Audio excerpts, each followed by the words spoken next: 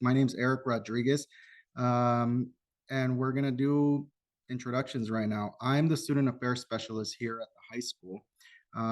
I deal with student behavior, attendance, culture, just anything that has to do with any student affairs, support with student and their families, find them resources. Sometimes unfortunately, I have to help with suspensions or any sort of behavior problems as well. Okay. Hello, my name is Juliana Tarango. I'm the administrative assistant for the high school side. I support students, staff, teachers, parents, and anyone that needs support. I'm there to help anybody. Yes. All right, things that we're going to cover today. We're gonna talk about attendance today. That way, everybody gets a little bit more firm grasp of what's going on with their kids' attendance and understand the process of why it's important to have their kids come to school. And if maybe some of you didn't know that there's an actual process when kids don't come to school or when they're tardy to school. So we're going to cover a lot about attendance today. And if you guys, throughout the time, you guys have any questions, just go ahead and do an emoji raise hand or just go ahead and interrupt. But we do have a time at the end of the slides, so to ask any questions. So if you can, go ahead and wait. But if you have a question that you think, oh, I might forget, just go ahead and unmute yourself and go ahead and ask. So jumping right in, we have an icebreaker. Who are we? Who are you? And what's our goal? So we wanted to ask, so the people that are here, we wanted to let you know who we are. We are the staff that wants to help you with your students to help them become successful, right? They spend as much time with us as they do with you. So most of their day is here at school. So we get to know them just as much as you guys do at home, and we get to know their quirks, their what irritates them, or how to help them, how to support them. But we are the ones that want to work with you as a team. So we can go around asking you all to introduce yourselves and then maybe tell us who you are and what your goal is. And so, Mr. Castro, can we start with you?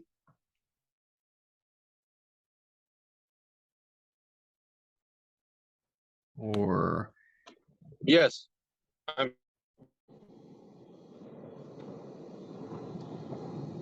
I am. My name is Victor Castro. I'm the father of my son, Victor Castro Jr. Yeah. He's actually a junior at Wonderful. Okay. And he's my sixth child, I believe, that's gone there to Wonderful. Oh, One, two, three. Victor, Steven, Sarah, Joey. Yes, sixth or seventh. Okay, that's great. It looks like they've been doing pretty good here. So thank you for entrusting us with your kids. And if you go back on mute so I can give iPhone Maria a chance. Gotcha. How do I do that? See. Mute. Hello, my name is Maria Ochoa, and I'm a mother of two students of Delano Wonderful College. A 10th grader is Diego Ochoa, and Perla Ochoa, she's a 5th grader, and my goal is that they go to college. Oh, that's perfect. So thank you guys for doing this with us. Our goal here is to work as a team so that we can all be on the same page to get your students to reach their goals and reach what they want to be in life, so that they can be the successful young men and women that we're instilling in their heart and that we know that they can be when they grow up. Okay, so that's our goal as a whole. Okay, so we're gonna get into this here. Go ahead, Ms. Julie. Why is coming to school very important? Knowledge is power. This is something that no one can take away from you. More education you have, the more doors will open up. Identify the needs in students and provide resources. So we do offer different support systems here in our school. We try to help the parent and the student as much as we can. We also have SSTs, IEPs, 405, 504 plans, social emotional development, and school therapists, counselors, and wellness center, if Mhm. anyone Yeah. needs it. So what we're talking about is that when your students come to school, what they learn here is something that nobody can ever take that away from them. So when we say knowledge is power, that's something that's that nobody can ever take that away from them. They can only keep on developing their knowledge and developing what they know in life. So the more education they have, for instance, if they want to be a doctor, if they get their doctorate or they want to specialize in some sort of specialty in doctors, they're going to have to go through those different educational paths. And the more education, the more they know, the more opportunities they're going to have in their field.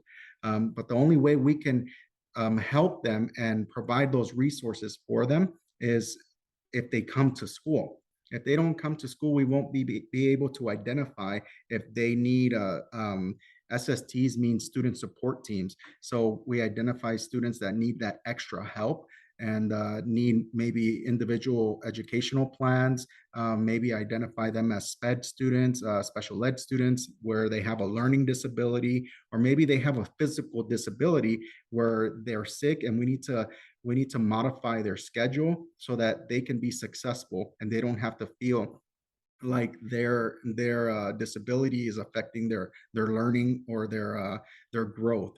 Okay, so sometimes especially after the pandemic, we had a lot of social emotional um, things that were going on with our kids because they were home for so long that they didn't know how to come back and be around so many people. So what we did here at Wonderful, we were able to hire different positions to help our kids with their social emotional development. Things like we were able to hire a licensed therapist just specifically for each site. So we have one at the middle school and we have one at the high school and we have one that services all schools. Okay, so specifically that they carry their own caseloads for their own kids at their own schools. Previous years, we had one for all schools and that was overwhelming for that one therapist. But now we're able to provide those individual lesser caseloads for those therapists so that they can service our kids more. We also were able to hire one counselor per grade level, not just here at the high school, but at the middle schools as well. So they have more time to go to their counselor and get that one-on-one it's the opportunity to have that one-on-one FaceTime with them. We also have the wellness center where we can help identify these things and help them develop themselves to be the good young men and women that we want them to be and that we know that they can be. What we're going to cover today will be the truancy reduction program, is something that we're going to get into. The truancy reduction program, California state law requires that a student attend school every day, all day. 48200 from the Educational Code of the State of California states the following. Each person between the ages of 6 and 18 years is subject to compulsory full-time education and shall attend the public full-time day school or continuation school for the full school day. So what this means, this is something that's completely out of our hands, and this is a California Educational Code. It's a state law that has to do with all educational systems throughout the state of California. It's the laws that the schools abide by and that the parents abide by. So it's saying that every student must attend school, a full day school, between the ages of 6 and 18 years old. And sometimes it can even go past 18 years old because some of our kids turn 18 during their senior year. And as long as they're 18 and they're still in school, us as parents, we're still responsible for our students, and things that they fall behind in, we're still responsible for them. Like my daughter, she's going to turn 18 in February during the actual school year and when she's a senior. So if she falls behind and she's not coming to school, she's cutting class, then I'm going to be held responsible no matter if she's 18 years or not. What can a student do to avoid truancy process? First one, attend school every day for the school day. Be on time to class, don't be tardy. Activity, participate in class. Do your work and do your best. Complete your homework, follow the school's discipline, attendance policy and procedures, and be a leader. Do what's right. Take charge of your education. So what we're talking about there is students can do the simple thing of just coming to school and coming to school on time. Sometimes we think, okay, he or she made it to school.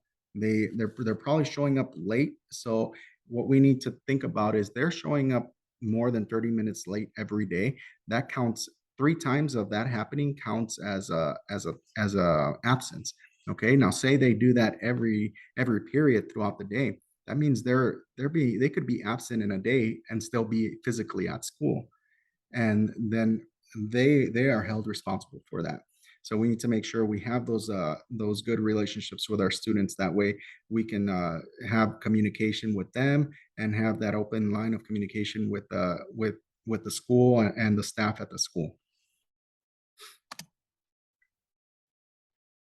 What can parents do to help their students succeed in school? Stay in touch with your student, know what's going on, ask questions, provide a quiet place for them to study, and regularly health routines. Stay in touch with your students' school.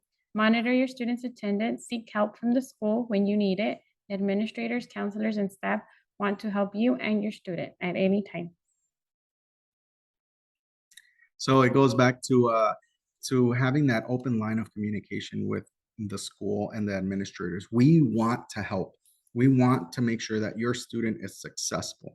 We want to have that open line of communication. There have been times with some students where we can't get a hold of their parents to save our lives. And sometimes that worries us, because what if there's an emergency and we're calling the parents, we're calling all the emergency contacts, and we can't get a hold of anybody.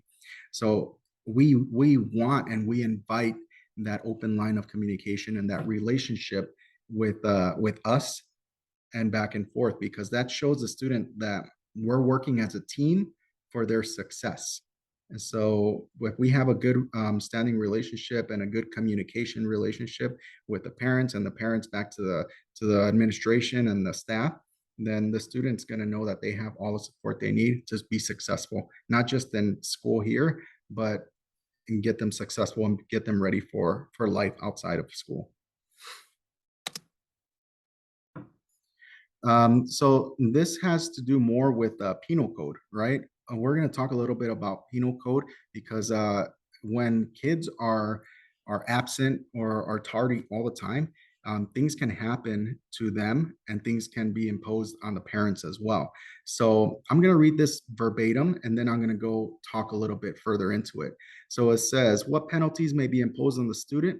An infraction under California Welfare and Institutions California Code 601B may be filed against the truant student. Penalties against a student may include 20 to 40 hours community service, $50 fines with penalties and assessments, suspensions or revocation of driving privileges whenever the students get their driving privileges get to that age. So what does this mean? This means if the student is falling behind and coming to school and becoming a truant student, and they're just not coming to school, then they can be held liable to the process of the attendance process. Okay. Now, what can happen to the parents if the student starts falling behind? Because remember, I did say we are responsible for our kids up until they are finishing high school. It's a little longer list. So penalties like fines up to I think it says on here $2,500 fines, 5 years probation, fined by the court. So when all this is put together, and I'm going to go over all this, how it gets to this point in further slides. So with penalties, this can happen where if a student is falling behind and the parent is not helping the situation or not showing us that they're helping us getting the student to school, then there can be fines with not just jail time. There can be, it says 5 to 25 days in jail with up to 1 year probation and parenting classes, $50 to $500 in fines. The parents can have a misdemeanor on their file. Just all of these things that are just not necessary, because it's just as simple as getting the student to school or identifying what needs the student has. That way we can accommodate the student and that family. And this is under California Penal Code, Section 272 of the criminal justice system. What we want to expect from our students, we are always asking them to be critical thinkers, leaders, light bearers, community builders. And that's something that we want to instill in them here at school. That way they build that sense of responsibility, and they become these great young men and women to go out into our communities, because they're going to be the future doctors, the future teachers, the future lawyers, possibly the future astronauts of our next generation. They're going to be servicing us. So we want to instill these simple things of being critical thinkers, being the leaders, being the example in our communities. That way we can entrust them with our kids and their kids, and so on and so forth. So things that lead up to going into those penalties that we just talked about, things that we do before it gets to that point is we do phone calls home, we do letters home, we do home visits, we do parent meetings. So if you look on the slide, it gives you a detailed example of what steps we take and where they are in each step. So like, for example, if a kid is unexcused absence for 6th time and they've already received their letters home, then we're going to start to set up a meeting, right, with the parent and the student and the administration team and the counselor. We're going to go over what's going on, and if there's a disconnect, or why is the student not coming to school, or what's going on at home, what's behind this behavior. Okay, and we're not just going to start at it. For us, it doesn't start at 6 absences, 6 unexcused absences. Every time the student is absent, we have somebody calling home, or we have an alert that goes home to your text. If you have it attached to your Aries account, you'll get an alert straight to your phones. So this diagram that's on this slide shows you all the way to where it gets to where we're having those parent meetings. Now, we might think, what happens if my kid, I have excused absences where my kid is sick all the time? So there's a process for that as well. So if you look on the right-hand side, we have things where excused absences, where we document them in our system here, and we have them where students are really sick and they can't come to school. So we have up to 10 absences, excused absences, and then we start the SARP process, because we want to make sure we start the attendance process, because we want to make sure we're servicing the student and giving them the proper modifications they might need in order to get their quality education, whether it be from home, or whether it be putting them on some sort of home and hospital, or seeing what kind of modifications we can do to give them their quality education. So that leads us to different documents that we use when going through the discipline, through the attendance process. If you look on this slide, you'll see 3 different documents here and what goes in their file every time there's an infraction with their attendance. And so if we look at the first document, it's called the State Chronic Illness Verification Form. This form is more for excused absences with students that have a sickness, or that are going through something that they need to be accommodated with, or they need to have certain modifications with their schedules or with their time that they're in school. Maybe they qualify for some sort of home and hospital because they're going through some sort of surgery, or they're just not doing well, and the doctor has to. You'll get this is just a front page of this form, and there's the second page is more like you fill out your information, like the student's name, the parent's name, phone numbers, address, and then it goes into, you take it to the doctor, and the doctor starts making his or her modifications on there, and gives us their recommendation as to what the student needs, or why the student needs to be at home. The SARP meeting, the agreement between parents. This form is the form that we process the first meeting that we have with the student. The student comes in, the parent comes in, the administrator comes in, and we go by all the regulations and the rules that we expect the students to follow from now on, now that we're gonna be expecting them a little bit more. To follow the rules and regulations of the attendance. So as they start falling behind in their chart as far as where they go, how many days they've missed, and this will be like the pre-SARP meeting, and we'll have the reason why we have the student there, we need to have the student involved in this meeting because in this sheet we have boxes that we need to check and ask the student if they agree to this agreement. Because we have things on here that say as simple as I agree to coming to school on time and every day. I agree to getting to every class period on time. I agree to dressing appropriately and in uniform every day. Just simple things that the student needs to be doing already, but might need some redirection on and might need some sort of reminder every day. So if you notice that on this document, there's not just for the student, but then there's some supports that come from the parent as well. So for example, some things on here is just simple as communication, right? I agree not to take my student out early from school without doctor's verification. I agree to not keep my student home without some sort of parent notification. Doctor's notification. Now here at Wonderful, we're fortunate where we have a wellness center. And if the student's feeling ill or something like that, you can bring them to school. The wellness center could evaluate the student and say, you know what, yeah, let's go ahead and send them home for the day. Or the student is pretty good, we'll just go ahead and keep them for the day, and they'll give them either medication or something like that. That way the student's not missing out on school, not missing out on their education, not falling behind. And if you notice here, also the student signs this agreement, the parent signed this agreement, the administrator, the counselor, we have as many people as we can involved, as well as a teacher that knows the student. And if you notice, there's a line for the district attorney's office on there, because this is going to go in the student's file as well. And if there's a lack of progress in the student's attendance, then they're just building the case so that when it goes to that point, they can sign off on it as well.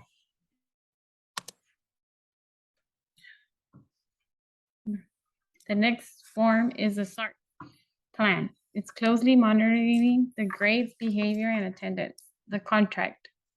So this one is after monitoring the student on that agreement. That means we've monitored the student and the student has not made any progress of coming to school on time or even coming to school. So this one gets into more detail of how many absences have the students missed that are unexcused, how many excused absences, how many tardies has the student have, what kind of things have we tried already, what kind of interventions have we tried. So on there would be the big four that we've already tried, like letters home, phone calls home. What else would there be? A pre-SART meeting or a home visit. Okay, so those are the things that we've already tried with the student. We've already tried working with the parent to try to get the kids to school. And we get further details as to how long have we monitored the student before we got to this point of having this actual contract. Then we go into annotating the GPA, annotating, what kind of things are we going to do now, like check in, check out, where we have the student check in with somebody and check out with somebody, monitor, engage the student every day. If the student needs some sort of service, like going to see the therapist, going to see the social worker, or going to get some counseling, we can make those referrals out just to show that we're not just here to hammer down on the student. We want to actually help the student and the family be successful, because we want to offer all those resources. So that it doesn't get to this point. We're offering all these resources straight from the beginning, and now we're just keep on annotating that we're offering more resources. We're putting ourselves at their disposal of resources, so that way they understand that we're working together, and we just want them to be successful. So what happens after we've monitored them, and we've tried doing a pre-SARP meeting. We've tried doing all these home visits. We've tried doing meetings, and we've tried giving them all these services, and they're still not coming to school. They're still being tardy. All these documents that we've talked about so far are going into the student file, and they're just going in there, and they're accumulating, and they're being documented as to what resources we've offered and what things have we tried, and what things has there been any progress, or has there been any lack thereof progress. So we put all of this in their file. So if we get to a point where there's no progress and we've exhausted all our means of the process, then it gets to something that's called the SARP. The SARB is the Student Attendance Review Board. At this point, it's out of the school administrator, the school staff hands, and we give just their file over to a panel, and that's comprised of people that are unbiased to the student, people that are work in the school district but don't know, so to speak, the student personally. They just look at the file and look at to see what can possibly happen at this point. So the SAR board can make a decision to say, you know what, the student's not programming here, or they're not wanting to show any progress. So maybe this isn't the place for them.